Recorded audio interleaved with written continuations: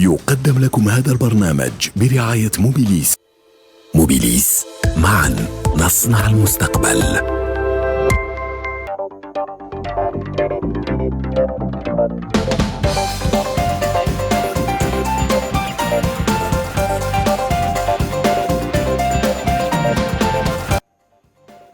Chers téléspectateurs et fidèles des rendez-vous économiques d'El24 News, bonsoir et bienvenue. Je suis très heureux de vous retrouver dans les pros de l'écho pour parler d'économie turque à l'occasion des élections. Une sorte de débat d'entre-deux tours avec nos experts pour revenir en détail sur la situation économique de ce pays extrêmement important pour l'équilibre de toute une région, tant au niveau géopolitique que géoéconomique. Le nouveau modèle économique turc qui a vu le jour au début des années 2000 s'est avéré efficient car résolument pragmatique. Il a permis au pays un développement rapide, notamment dans les secteurs stratégiques. En témoigne le niveau régulier de la croissance, la politique budgétaire et monétaire contrôlée, des réformes structurelles qui ont fait exploser le niveau des exportations. Mais qu'en est-il aujourd'hui? Est-ce que ce modèle est pérenne? Est-ce qu'il est solide en temps de crise mondiale? Et où ira l'économie turque à partir de 2023? Comme chaque semaine, les pros de l'écho s'emparent du dossier.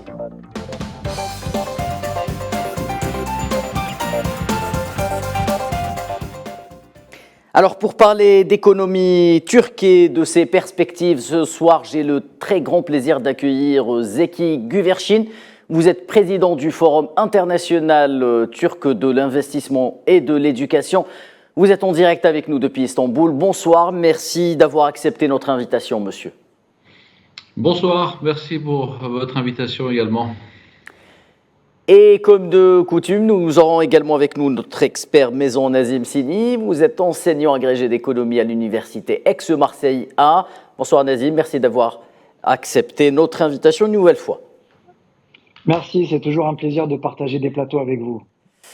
Très bien, alors avant de parler économie turque avec nos experts du soir, place au langage des chiffres pour planter un peu le décor dans ce dossier signé Souhila Akilal.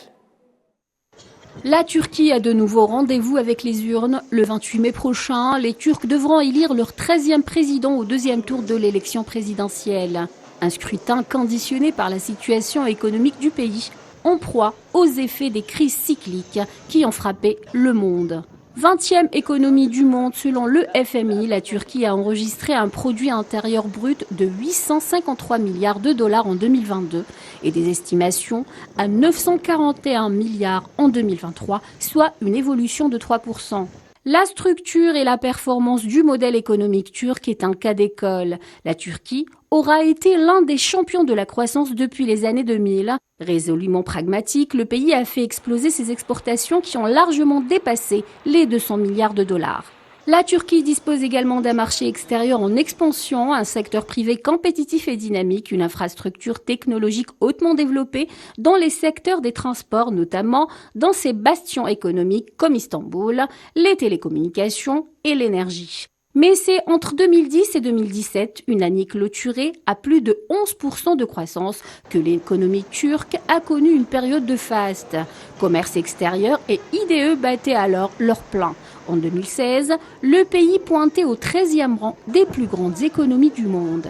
Par ailleurs, la Turquie est passée à la 55e place en 2017, en se classant 71e dans l'indice mondial de la concurrence. Ankara a attiré plus de 176 milliards de dollars d'IDE entre 2003 et 2016. Des chiffres non exhaustifs qui prouvent à quel point le modèle conduit par les gouvernements successifs du président Erdogan a atteint ses objectifs.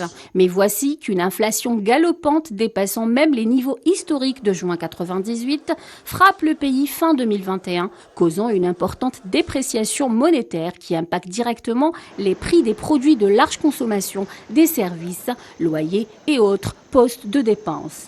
Côté finance, commence alors une guerre sans merci contre l'inflation avec une politique des taux directeurs abaissés. La politique monétaire conduite par Ankara a contribué à faire chuter la livre turque de près de 32% depuis janvier 2022. Les réajustements au niveau du salaire minimum ne suffisent pas à enrayer la fuite en avant de l'économie turque. Face à la hausse vertigineuse du coût de la vie, le moral des ménages est désormais en baisse. Je veux que le taux de change du dollar baisse. Je veux que le prix de l'essence et que l'inflation baissent. Je veux retrouver la vie que j'avais il y a 5 ou 6 ans. Je veux pouvoir continuer à pique-nique et voyager à l'étranger. En attendant des jours meilleurs et à quelques encablures d'une élection qui marquera sans doute un tournant pour le pays, la Turquie s'est engagée à poursuivre son modèle de développement en actionnant de nouveaux leviers. Industrie militaire et hydrocarbures sont les nouveaux maîtres mots. Allez, sans plus tarder, place au débat. Première question, Zeki Güvercin. Est-ce que d'abord vous pouvez nous faire un état des lieux de l'économie turque depuis la pandémie Covid-19? Oui, rebonsoir. Donc, l'économie turque, bon, comme vous avez pu lors de votre déplacement en Turquie le constater, était au centre un petit peu du débat, ce qui est normal, hein, puisque ça concerne la vie de l'ensemble des citoyens. Peut-être comme introduction, rappeler qu'aujourd'hui c'est la journée anniversaire de la visite du président Tebboune en Turquie le 18 mai de l'année dernière. Oui. À cette occasion, donc, j'avais eu l'occasion de présider une rencontre entre le patronat turc et le patronat algérien qu'on avait eu au Palais de Malte à Istanbul et où on avait eu l'occasion d'évoquer avec nos partenaires algériens. Pour rappel, il y avait à peu près 200 patrons algériens qui avaient fait le déplacement. C'était une première pour le président Tebboune qui était accompagné d'un avion complet des chefs d'entreprise pour cette visite présidentielle. Donc ça, c'était pour un peu marquer la journée, puisque c'est une journée anniversaire d'un événement qui était assez important en Turquie et qui était, je pense, l'un des principaux déplacements du président Tebboune. Exactement. Après sa prise de fonction, et surtout une première pour le patronat qui avait marqué aussi le projet commun qui avait été lancé à cette occasion. Bon, depuis la pandémie de Covid, effectivement, l'économie turque a, bien sûr, durant la période de Covid, a vécu de plein fouet cette crise comme tout le monde. Hein. Pour mémoire, peut-être qu'aujourd'hui ça nous paraît assez lointain, mais ça veut dire fermeture des aéroports, ça veut dire les personnes enfermées chez elles, le tissu industriel qui est touché par l'arrêt des productions et surtout l'arrêt des chaînes d'approvisionnement international qui ont fortement touché les économies. On se rappelle des fameuses puces qui ont quasiment arrêté la production automobile dans le monde, mais bien évidemment qui ont également touché la Turquie. Depuis cette date, on peut constater que l'économie turque, si on regarde les chiffres, a repris la croissance, puisque on a une croissance prévue de 4% pour cette année. Donc la reprise a été assez forte après cette période. Bon, elle a été bien évidemment poussée par des secteurs classiques en Turquie, hein, que sont la construction, le secteur industriel et les différents secteurs, notamment touristiques, qui sont de grands pourvoyeurs de ressources et très importants pour la balance commerciale turque. Puis est advenu bien évidemment le séisme du 6 février. Nous avions eu l'occasion de faire un direct avec vous, donc juste dans les jours qui avaient passé après le séisme. Vous nous aviez posé la question à l'époque du coût que ça aurait pour l'économie turque et de l'impact sur la production notamment, à savoir que la zone qui avait été touchée représentait 10% du PIB turc, ce qui est assez important, et surtout quelques ports très importants comme le port d'Iskenderun notamment, qui était important pour le commerce extérieur turc. Là aussi, en fait, peut-être après la crise de Covid, c'est également une crise unique au niveau mondial, en termes de nombre de morts notamment et de destruction, puisque il y a 350 000 logements à reconstruire, tout un réseau en fait à remettre en place, tout un tissu industriel à redémarrer, etc. Donc là-dessus aussi, on voit plusieurs mois après le séisme que l'économie turque a pu résister à cette crise très grave, hein, qui aurait pu avoir des répercussions beaucoup plus importantes. Et là, c'est la solidité en fait du tissu industriel et du réseau intérieur en fait que ce soit au niveau entrepreneurial ou au niveau des différents secteurs de l'économie, comme l'agriculture par exemple, Oui. zone agricole qui a également été touchée. Secteur important en Turquie, oui. Donc on arrive maintenant à une période où, logiquement, on devrait avoir une reprise économique assez importante. Les taux d'indice de confiance sont assez importants, comme vous savez, Oui. pour ce type de prévision. Les derniers chiffres qu'on a en avril sont positifs, donc il y a une augmentation de la confiance des consommateurs, un peu moins importante pour le secteur productif. Il y a une augmentation d'1% de la confiance qui est assez réduite, mais il y a quand même une certaine confiance qui revient. Et surtout pour la période touristique qui arrive, donc on prévoit à peu près 40 milliards de dollars cette année de ressources touristiques. Et ça, c'est au regard de la crise. Ce qui n'est pas négligeable. Ce qui n'est pas négligeable et ce qui est très important parce que la Turquie risquait une crise des devises qui n'arrivera pas certainement parce qu'il y a toute cette dynamique. Comme il a été dit dans le sujet également, bien sûr, c'est la principale facture pour l'économie turque, c'est la facture énergétique. Oui. Et ces dernières années, vous savez qu'il y a eu une très forte hausse de cette facture énergétique.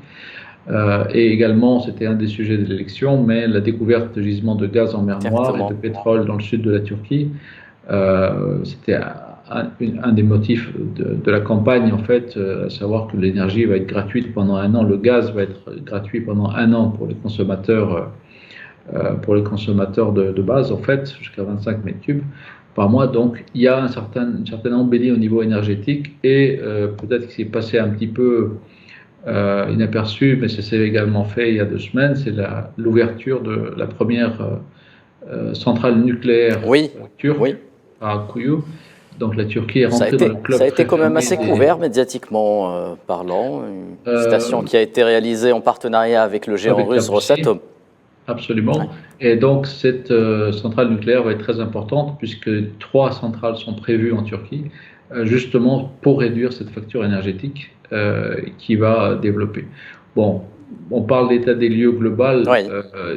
Il faut savoir que la Turquie, notamment ces dernières années, a vu une augmentation de sa croissance de la production industrielle de 6%, mais les produits de haute technologie notamment représentent 18% de cette croissance de très haute technologie, parce qu'après il y a différents niveaux de technologie dans les statistiques, ça va de 5 jusqu'à 18.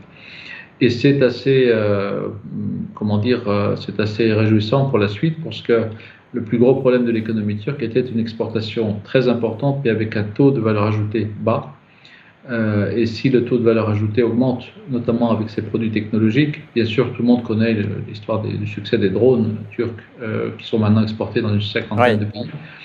Mais à côté de ça, il y a beaucoup d'autres produits de haute technologie, notamment dans le domaine automobile, effectivement beaucoup dans le domaine militaire et aéronautique.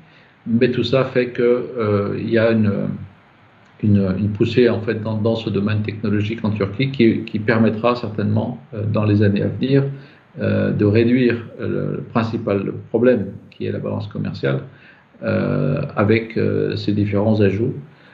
Bon, la Turquie est au centre quand même, en fait, a une position géographique et stratégique très intéressante puisque très proche des marchés exportateurs, d'exportation. Mais d'un autre côté, on est aussi au centre de la majorité des crises mondiales. Vous savez qu'hier, le président Erdogan a annoncé la réouverture du corridor céréalier pour les céréales. Pour 2 mois, prolongation de 2 mois. Très important. C'est un succès diplomatique assez important parce que la Turquie est la seule puissance qui peut encore discuter avec les 2 parties. Ce qui parfois fâche certains, mais ça reste, nous sommes voisins de ces 2 pays et nous avons des relations très importantes avec les 2. Et donc, sur cet aspect... Très bien, pour conclure, s'il vous plaît. Je ne regarde pas l'aspect politique, mais sur l'aspect économique, la Russie est le principal pourvoyeur en tourisme pour la Turquie et également un des principaux marchés d'importation et d'exportation, pas seulement sur l'énergie, mais également sur les produits agricoles, sur beaucoup de produits dérivés. Et l'Ukraine également est un partenaire historique très important avec lequel la Turquie entretient des liens économiques assez forts. Donc Très bien. voilà un petit peu la situation générale, quelques prévisions, quelques pistes peut-être sans être trop long sur l'économie turque. Très bien, merci Zeki Güvercin pour cet état des lieux assez exhaustif sur la situation économique en Turquie. Alors Nazim Sini, j'aimerais vous poser la question suivante. Selon vous, bien sûr, qu'est-ce qui fait la force d'une part de l'économie turque et qu'est-ce qui fait dans le même temps sa faiblesse?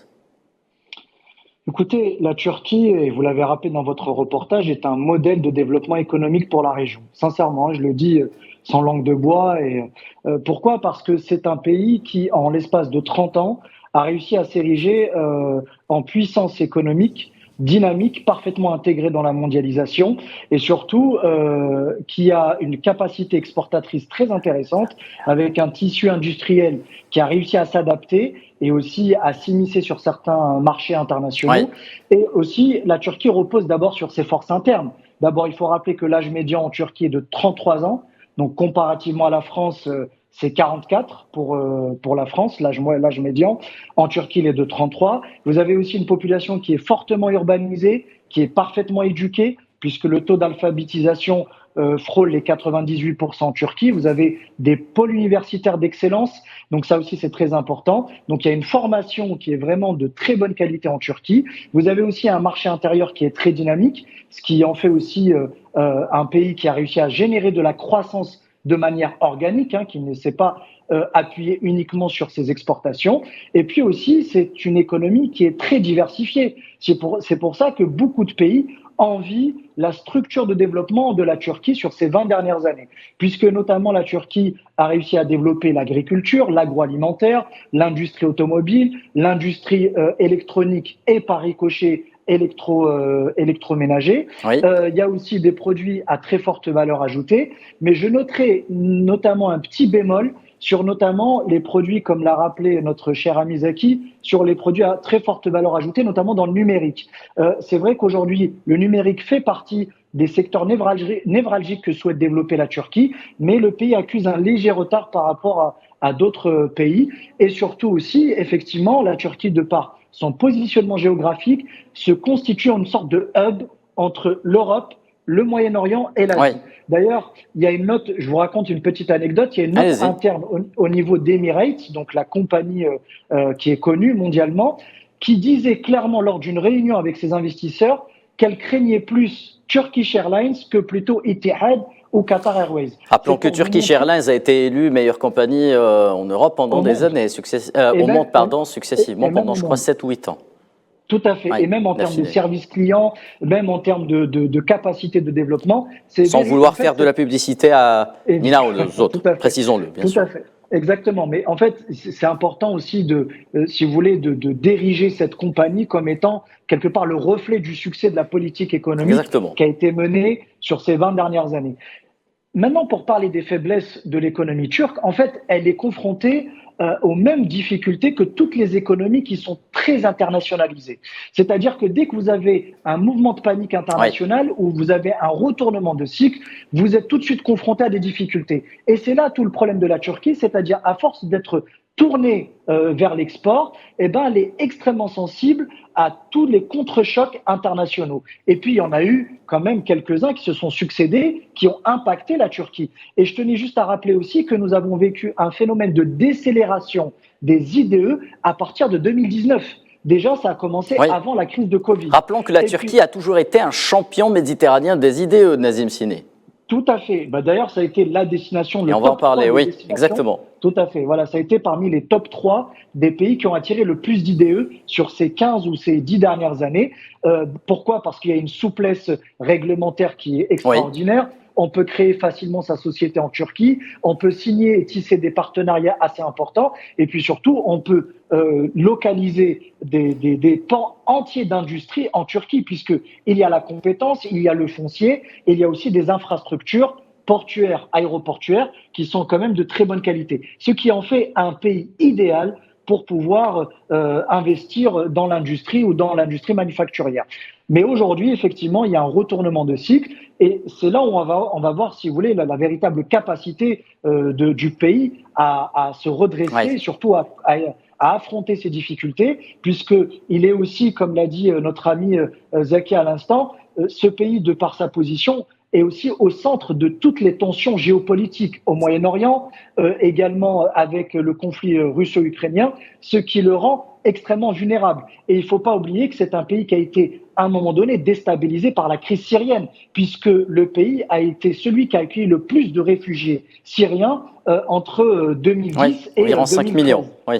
Exactement. Et il a fallu, à un moment donné, traiter ce problème à la racine et surtout pouvoir intégrer ce phénomène et surtout cette population immense, cet exode, j'allais dire, des Syriens vers la Turquie. Ce qui fait que je trouve que c'est un pays qui est quand même un modèle à suivre. Maintenant, nous allons voir dans les prochaines semaines, voire les prochains mois, comment la Turquie va pouvoir se relever face aux nombreux défis économiques qui l'attendent. Très bien, merci Nazim Sini. Donc la résilience, pour vous, la résilience de l'économie turque sera bientôt mise à épreuve et devra rendre sa copie. Alors, Zaki Güvercin, justement, l'une des forces de l'économie turque reste l'attractivité de son marché intérieur. Ça vient d'être rappelé par Nazim Sini, notamment pour les banques et les fonds d'investissement étrangers qui ont longtemps contribué au financement de l'investissement. Qu'en pensez-vous ?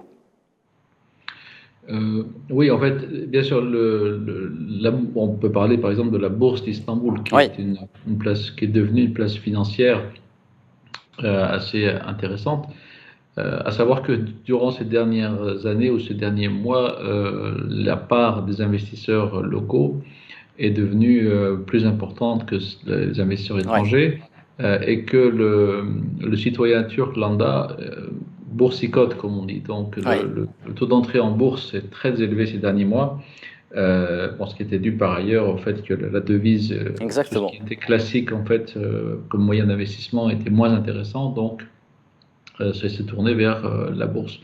Mais tout ça est lié au fait que le gouvernement turc a pris pour objectif en fait de privilégier la production et l'emploi.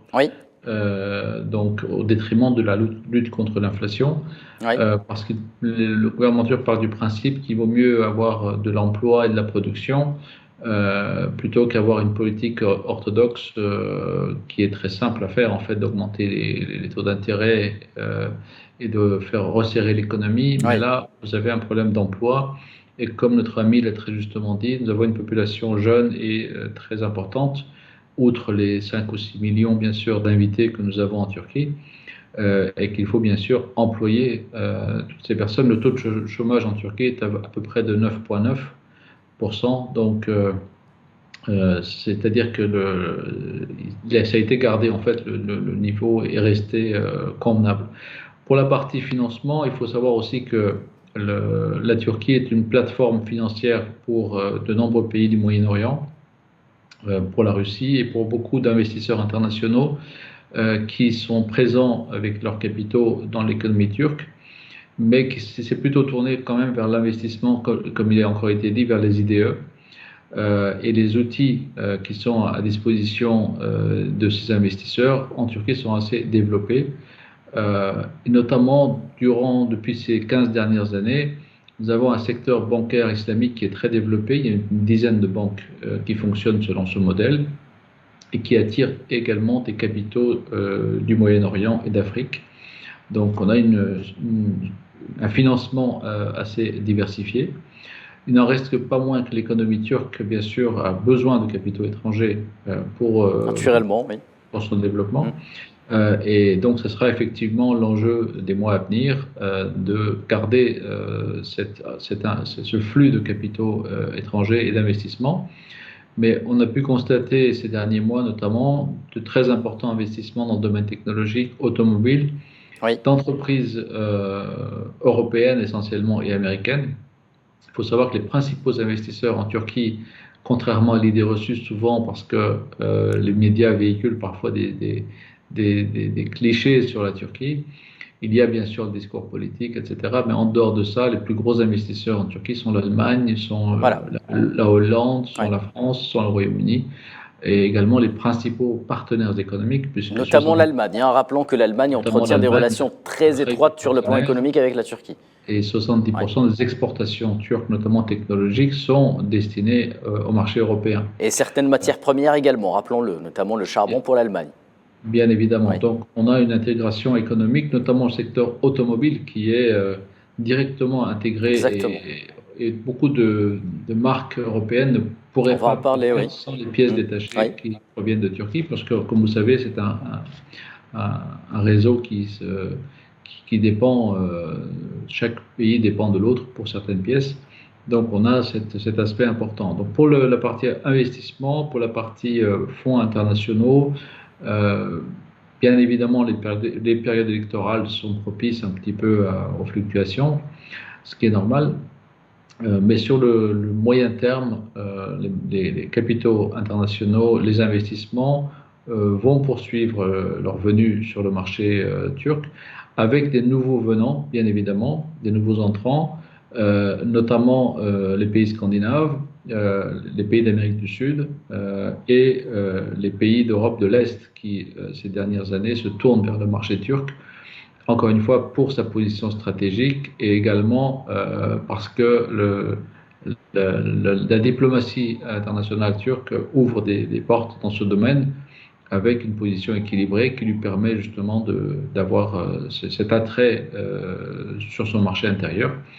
Bien évidemment, la dernière crise russo-ukrainienne et les sanctions internationales, notamment l'interdiction pour les ports de recevoir certaines marchandises, etc., c'est un vrai problème pour la Turquie, bien évidemment, puisque la Turquie va continuer à faire le commerce international et recevoir des capitaux avec ces pays-là.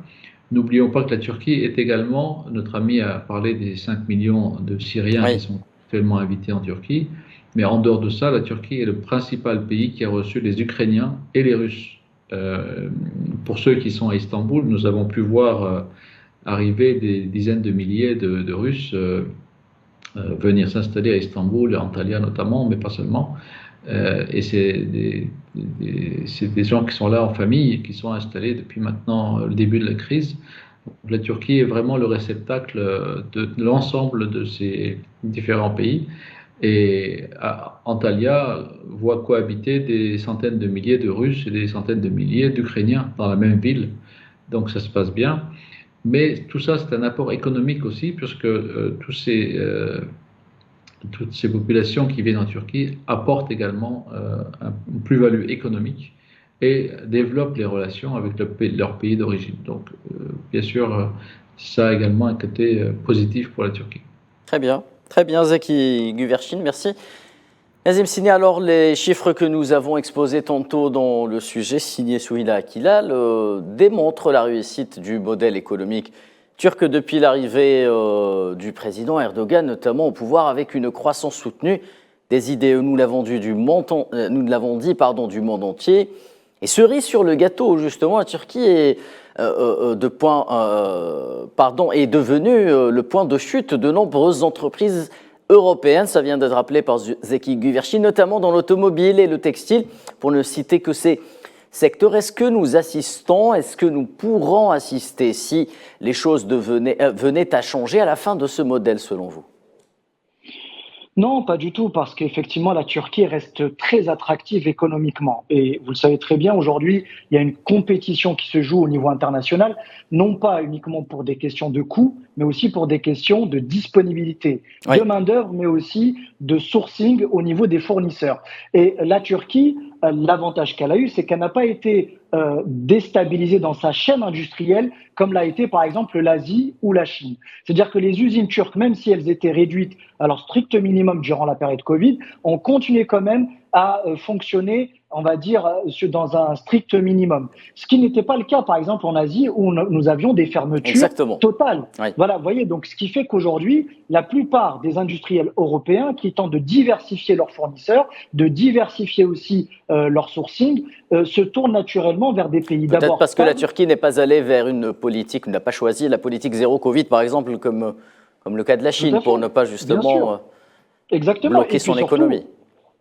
Tout à fait, vous avez raison de le rappeler, mais surtout aussi parce qu'il faut dire les choses telles qu'elles sont, c'est que la Turquie, dans le bassin méditerranéen, reste l'un des rares pays où il y a une stabilité politique, une stabilité réglementaire, une fiscalité accommodante, et puis aussi, surtout, comme je l'ai dit précédemment, des infrastructures de très bonne qualité, une main-d'œuvre qualifiée aussi qui représente l'atout majeur de la Turquie, et puis également, vous pouvez vous baser, faire de la Turquie, pardon, une plateforme internationale depuis laquelle vous allez réexporter vos produits. Ce qui fait que moi, je ne crois pas à la fin de ce processus, j'allais dire, de délocalisation des industries Exactement. européennes vers la Turquie. Au contraire, je pense que la Turquie va attirer de nouveaux pays, notamment d'Afrique, du Moyen-Orient, d'Amérique latine, pour lesquels les relations diplomatiques et économiques ne sont pas naturelles de par l'éloignement. Et je vais même vous dire, moi j'ai entendu dire que des Canadiens, et notre ami Zeki nous le confirmera, s'intéresser aussi au marché turc.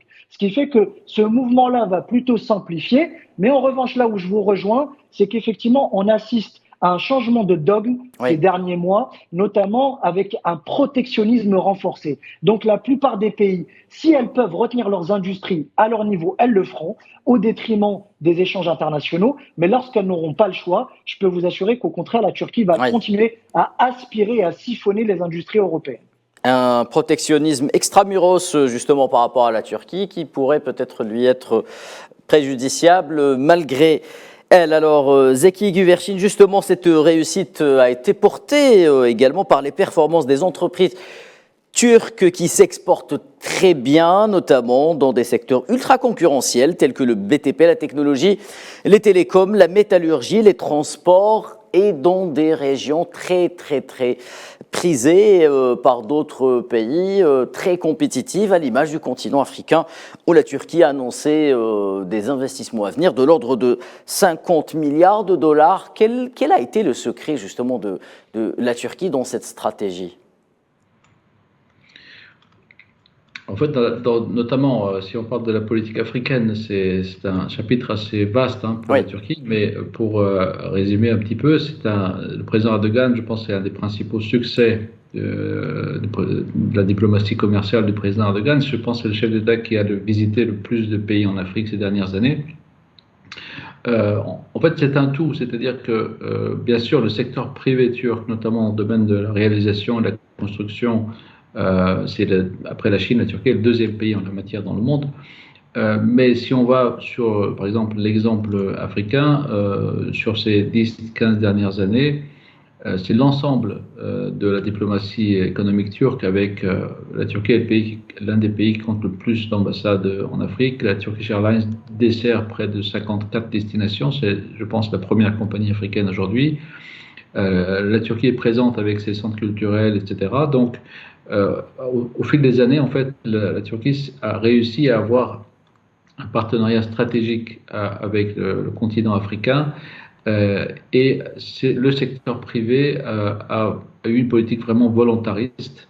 Bien sûr, un des meilleurs exemples, c'est l'Algérie, avec un secteur industriel turc, commercial et agricole qui a investi et qui a joué le jeu avec ses partenaires africains, pas seulement en restant dans le commerce, mais en investissant réellement, en créant de l'emploi et en ayant, parce que le mot est souvent galvaudé, le gagnant-gagnant, mais en ayant réellement une approche gagnant-gagnant avec ses partenaires, parce que la création notamment d'emplois, la création de richesses industrielles, nous avons suivi de près la mise en place des projets agricoles dans le sud algérien ces derniers mois.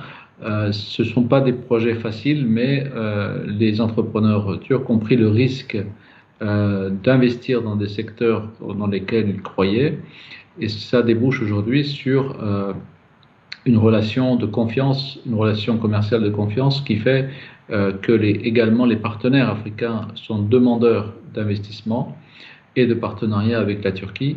L'Afrique de l'Ouest, dans son ensemble, est un immense exemple pour ça, mais pas seulement. Et dans les années à venir, on va voir que, notamment dans le domaine énergétique, dans le domaine agricole, dans le textile, dans tout ce qui est machine, on va avoir de plus en plus des projets communs, des investissements communs, et qui vont faire en sorte que cette croissance du partenariat va être développée. Je parlais tout à l'heure du hub international en Turquie. Oui.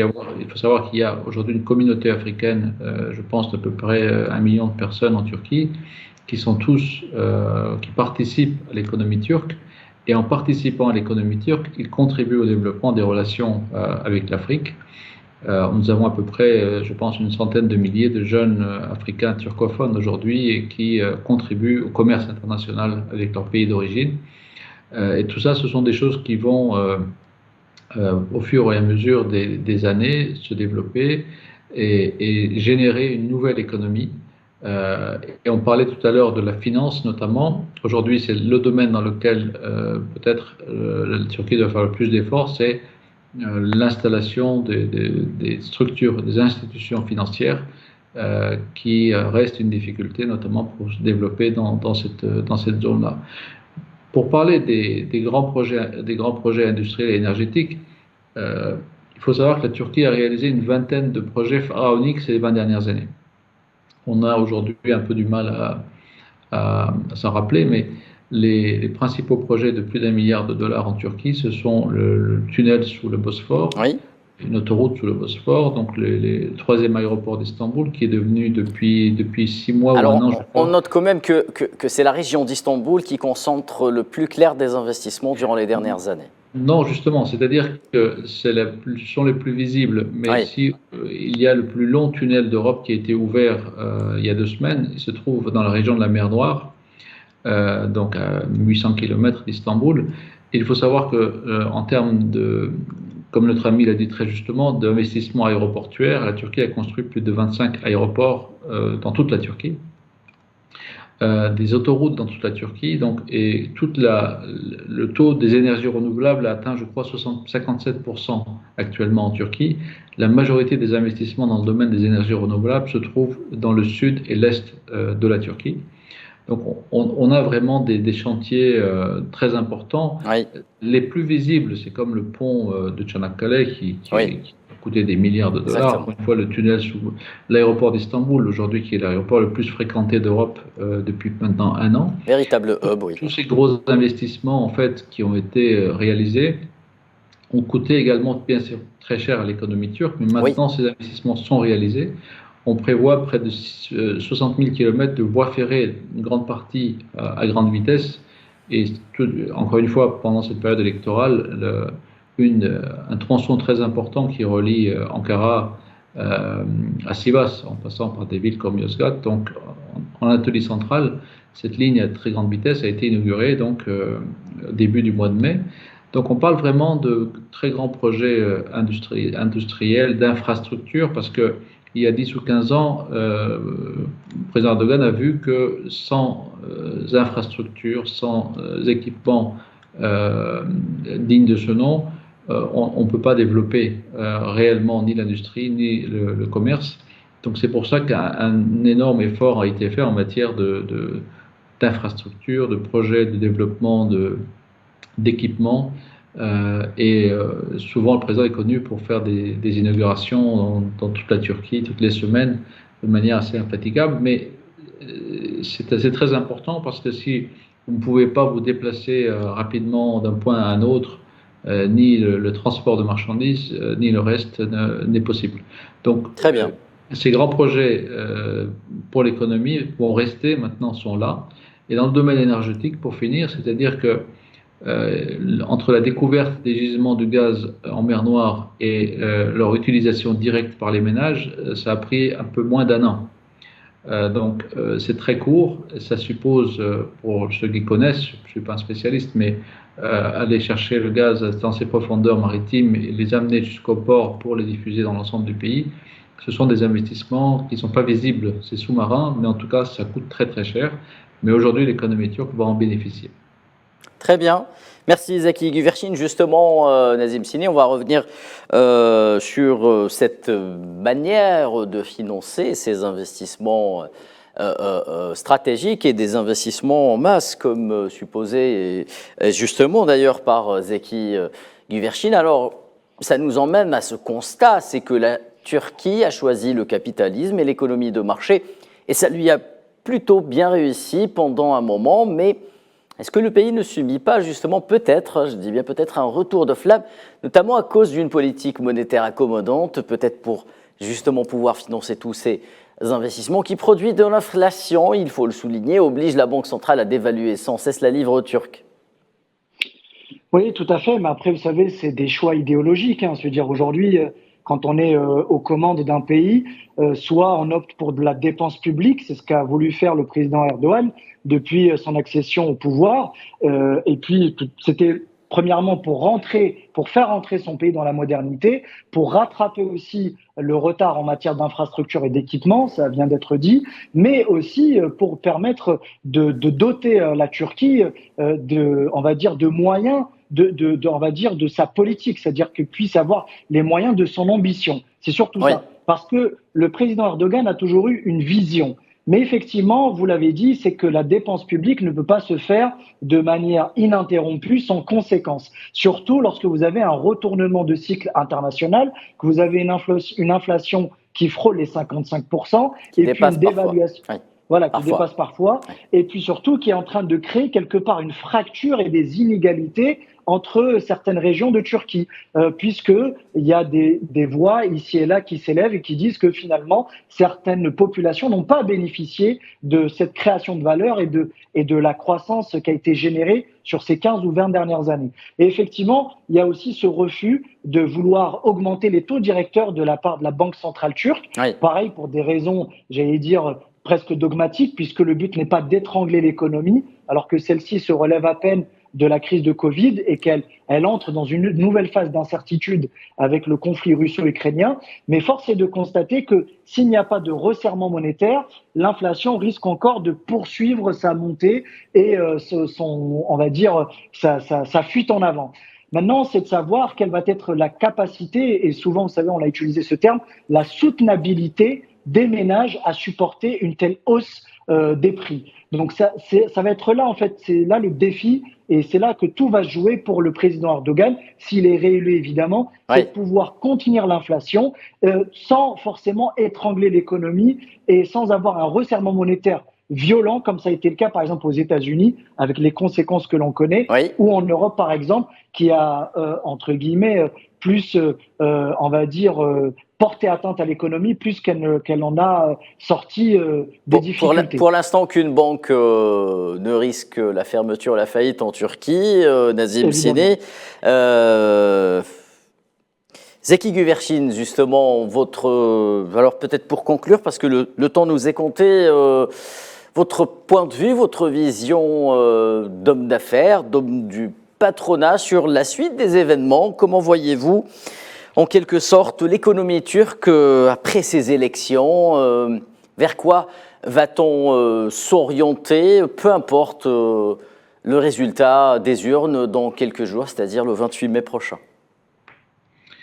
Oui, effectivement, donc on a une dizaine de jours encore de campagne électorale en Turquie.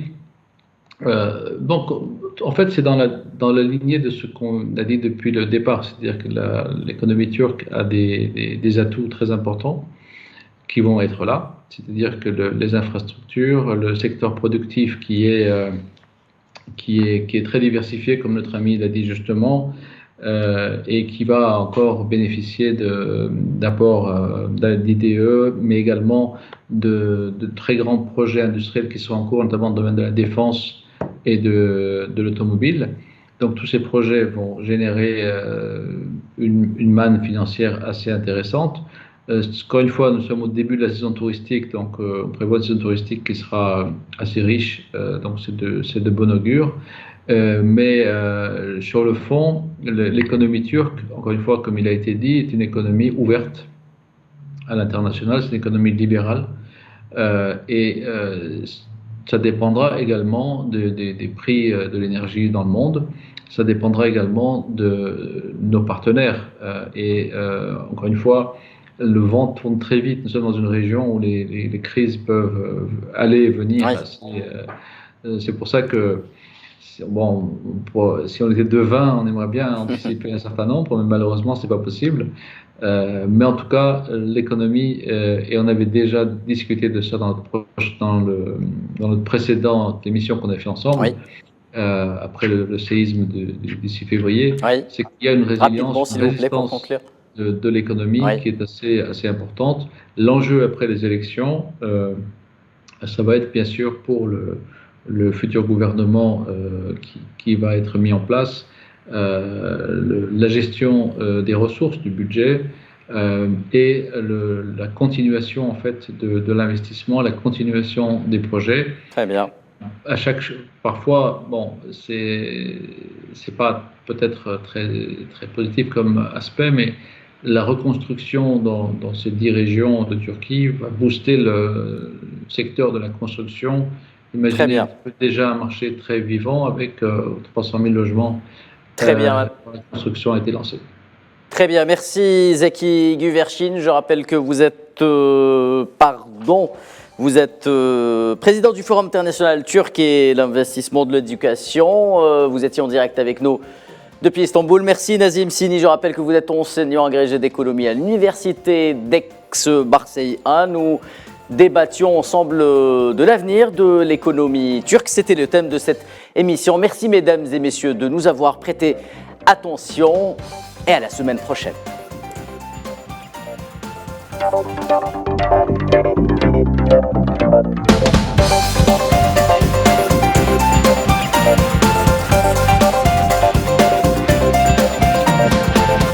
قدم لكم هذا البرنامج برعاية موبيليس. موبيليس، معا نصنع المستقبل.